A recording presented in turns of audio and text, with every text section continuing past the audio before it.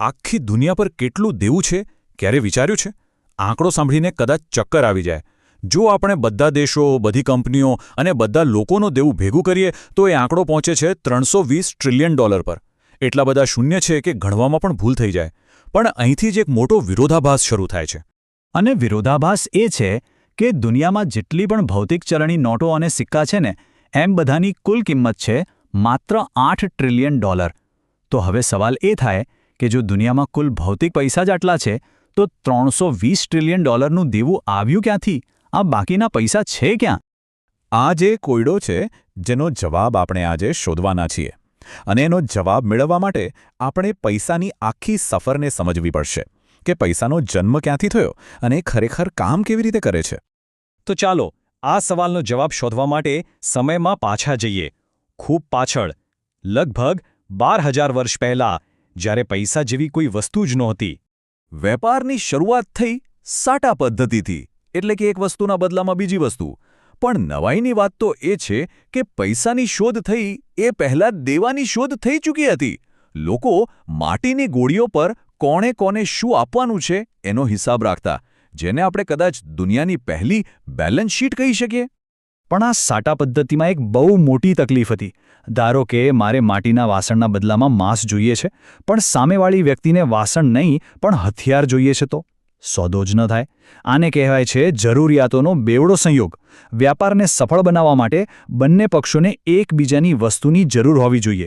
જેમ જેમ વેપાર વધ્યો, આ સમસ્યા મોટી થતી ગઈ અને દુનિયાને એક નવા ઉપાયની જરૂર પડી. તો આ સમસ્યાના ઉકેલ તરીકે વેપાર ધીમે ધીમે એવી વસ્તુઓ તરફ વળ્યો જેનો ઉપયોગ વેપાર માટે જ થતો હોય.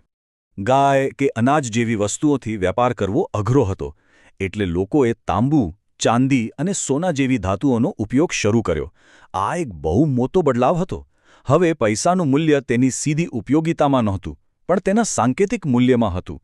એ ટકી રહેતું, એના નાના ટુકડા કરી શકાતા અને દુર્લભ હતું. અને અહીંથી એક ક્રાંતિકારી વિચારનો જન્મ થયો. ઇતિહાસમાં પહેલીવાર એક સરકારે સિક્કા પર પોતાની મહોર લગાવીને તેના વજન અને શુદ્ધતાની ગેરંટી આપી. આજે વિશ્વાસનો પાયો નખાયો ને, એ જ આપણી આધુનિક નાણાકીય વ્યવસ્થાનો પાયો છે. હવે આપણે ચીન તરફ જઈએ, જ્યાં મોટા પાયે વેપાર માટે ભારે સિક્કા અહીંથી તહીં લઈ જવાની અસુવિધાને કારણે એક નવી જબરદસ્ત શોધ થઈ. કુબલાઈ ખાને રાજ્યની તાકાતનો ઉપયોગ કરીને એક નવો પ્રયોગ કર્યો.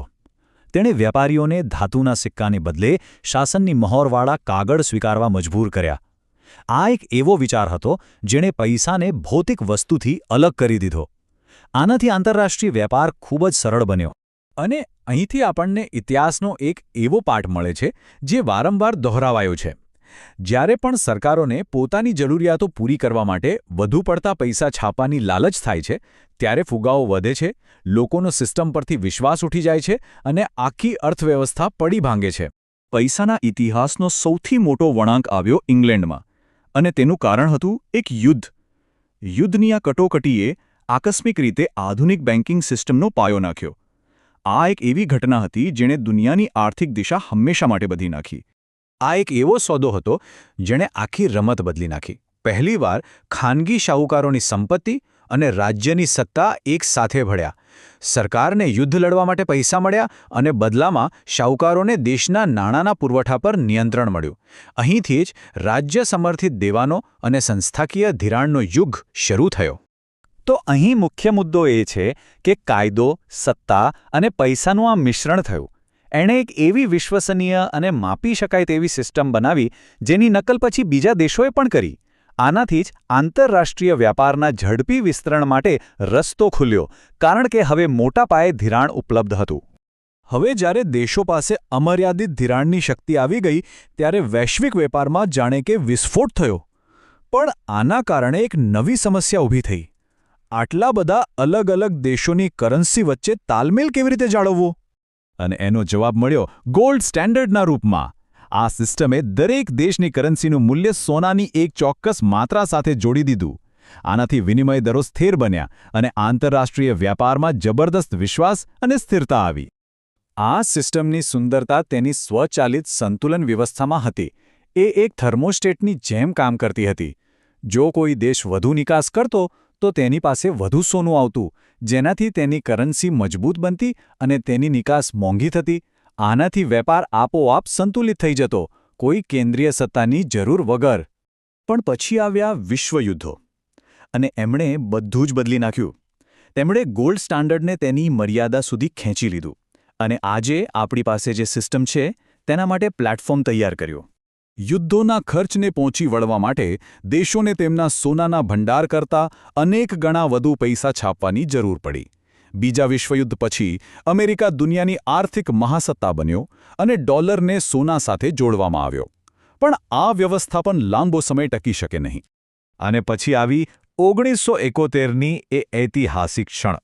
અમેરિકાના રાષ્ટ્રપતિ રિચાર્ડ નિક્સનની આ એક જાહેરાતે ડોલરનો સોના સાથેનો સંબંધ કાયમ માટે તોડી નાખ્યો. એ ક્ષણથી દુનિયાની સૌથી શક્તિશાળી કરન્સી હવે કોઈ પણ ભૌતિક વસ્તુ પર આધારિત નહોતી. તો આજે આપણે જે પૈસા વાપરીએ છીએ તેને કહેવાય છે ફિયાટ મની.